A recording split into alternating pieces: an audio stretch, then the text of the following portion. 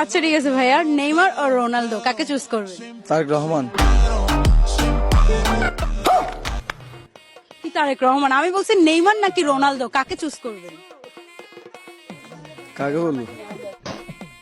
আমি বলতেছি আপনি নেইমার নাকি রোনালদো কাকে চুজ করবেন?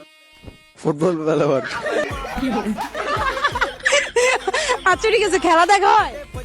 হ্যাঁ, খেলা দেখি তো। এখন কি আপনি ব্রাজিল নাকি আর্জেন্টিনা নাকি পর্তুগিল? ব্রাজিল। ব্রাজিল।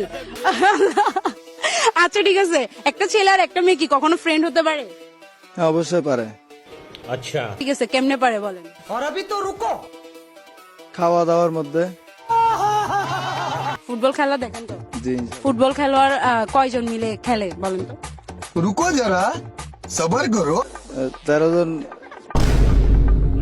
কি? মিলে খেলে। 13 জন। 12-13 জন? ও মাই গড। আচ্ছা ঠিক আছে, ওখানে কি ছক্কা হয় নাকি গোল হয়? ওখানে কি হয়? হয়। কি ছক্কা?